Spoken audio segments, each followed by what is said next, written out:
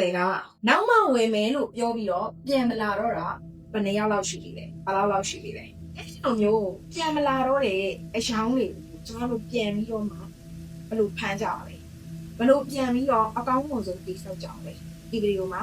အသေးစိတ်ပြောပြပေးမှာဖြစ်ပါတယ်လူတွေကကျွန်တော်တို့စီကပစ္စည်းကိုဝယ်ဖို့အတွက်ဘာကြောင့်တွန်းဆုပ်နေရလဲပထမဆုံးနေလေသူတို့ရဲ့ဒီမှာရှိတဲ့ပိန်းသူတို့နာတင်ခံစားနေရတဲ့ပိန်းကနေပြီးတော့သူတို့လိုချင်တဲ့ပန်းတော်ဆက်ရုံကိုကျွန်တော်တို့အနေနဲ့အရောက်သွားဖို့အတွက်ယုံကြည်မှုဆိုတဲ့တရားကိုကျွန်တော်တို့အနေနဲ့ကမြင်အောင်မကြမ်းဘူးဖြစ်တယ်အဲ့တော့ကျွန်တော်ဒီနေ့က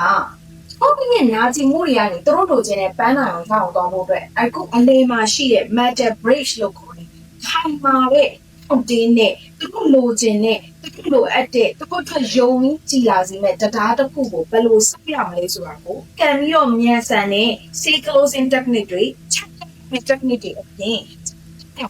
NLP ရဲ့ tools and technique တွေကိုပုံပြီးတော့ဘယ်လိုသွားရမလဲဆိုတာကိုအကောင်းဆုံးပြဝေပေးမှာပဲဖြစ်ပါတယ်အဲ့တော့ကျမတို့ရဲ့ hobby လိုမျိုးအရောက်ကူးတဲ့ယုံကြည်မှုတရားကြီးပေါ်မှာ trust တွေပါဖို့လိုတယ် values တွေနဲ့ပြည့်နေမှုလိုတယ်လို့သူတို့လိုချင်တဲ့ result တွေကလည်းအမှန်တကယ်ရရှိနိုင်ကြကျမတို့ကပြသတတ်ဖို့လိုအပ်ပါတယ်။အော်ကျမတို့ရဲ့တကယ်ကို customer ဝယ်ယူသွားစီတဲ့အချင်းအရာတွေဖြစ်ဖို့အတွက်ဒီတရားပေါ်မှာဒီ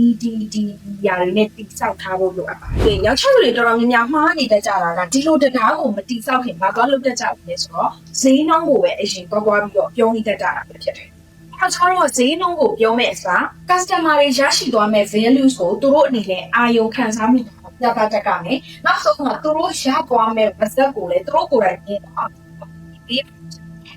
ဒီနေ့ချကျွန်တော်တို့ဝယ်နေကိုဝင်နေအောင်ပြသတတ်ဖို့တရားရဲ့အစဖြစ်တဲ့ trust ဒီစပတ်ကဒီအချင်းအားဆိုတာကအသေးစိတ်သိသွားမယ်ဆိုရင်မိတ်ဆွေအနေနဲ့အယောင်ပိတ်ကတာအရန်လွယ်သွားတယ်လို့ပဲပထမတရားမဒီစရမယ်ဆိုရင်ဒီပါမယ်ဆိုရင်လေကိုကအယောင်ကိုအဲ့ဒါပိတ်နေစီ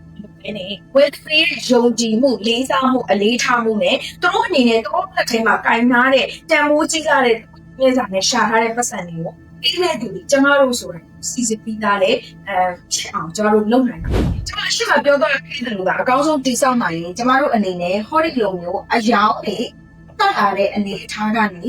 ကျမတို့စီးပွားရေးသမားတွေလိုချင်တဲ့အမြတ် profit စီကိုအကောင်းဆုံးဥတည်သွားနိုင်မှာဖြစ်ပါတယ်အဲ့ကျွန်တော်အခုပြောသွားတဲ့လိုနီးစနစ်တွေဒီ customer တွေကိုအတင်းရောက်မှာမဟုတ်ဘဲနဲ့စနစ်တကျနဲ့ဖောက်တဲ့ကိုယ်တိုင်ကဝယ်ခြင်းလာအောင်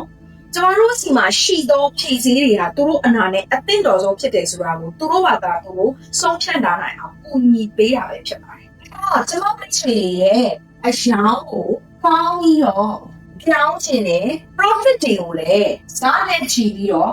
တက်ချင်တာမှန်ရင်ကျွန်မရဲ့ My Empowerment Order 3 ME ကိုမိတ်ဆွေအတွက်ဖြစ်ပါလိမ့်မယ်ဒီတင်တန်းမှာကအယောင်တီးတန့်ကိုပဲသင်ပေးမဲ့တင်တန်းမဟုတ်ဘူးအယောင်ဆိုတဲ့အရာတွေကောင်းလာဖို့အတွက်ဘယ်လိုစနစ်နဲ့သွားရမလဲအဲ့ဒီစနစ်ထဲမှာမှအယောင်တွေတော့ကောင်းပြီးတော့ profit margin မတွေ့တာမျိုးပြောင်းနေတာမျိုးမဖြစ်အောင်လို့ဘယ်လို profit margin ကိုအကောင်းဆုံးတည်ဆောက်ရမလဲဆိုတဲ့ framework အပြင်ရပ်ပေါင်း60အတွင်းမှာကိုယ့်ရဲ့လုပ်ငန်းရဲ့ profit ကို maximum တစ်ခုဖြစ်အကောင်းဆုံးလည်းပတ်နိုင်စေဖို့အတွက်တင်းဝပိုင်းနဲ့ဘယ်လိုမျိုးအကောင်းဆုံးညီညီညွတ်ညွတ်ဖြစ်အောင်သွားရမလဲတယောက်ချင်းစီကကိုလုပ်ရမယ့်လုပ်ငန်းဆောင်တာတွေကိုဘယ်လိုသိအောင်လုပ်ရမလဲကိုတယောက်တည်းလည်းပတ်နေတယ်ဆိုရင်တော့ဘယ်အချိန်မှာဘယ်အရာကိုဘယ်လိုအသုံးပြုပြီးတော့ကိုယ့်ကိုလူတွေယုံပြီးကြည်လာအောင်အကောင်းဆုံးလုပ်ဆောင်ရင်းနဲ့မှာ profit margin တွေတိုးလာအောင်ဘယ်လိုလုပ်ရမလဲဆိုတာကိုအကောင်းဆုံးလမ်းပြသင်ကြားပေးသွားမှာဖြစ်တယ်အဲ့တော့ဒီသင်တန်းက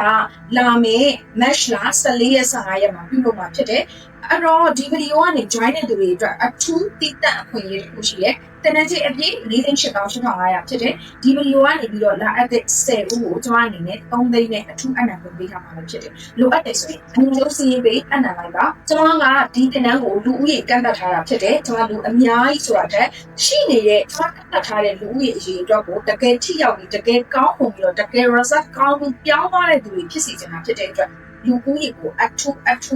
န့်သတ်ထားပါတယ်အများဆုံးကအနံ့ဆက်ချရပါတယ်ကျေးဇူးတင်ပါတယ်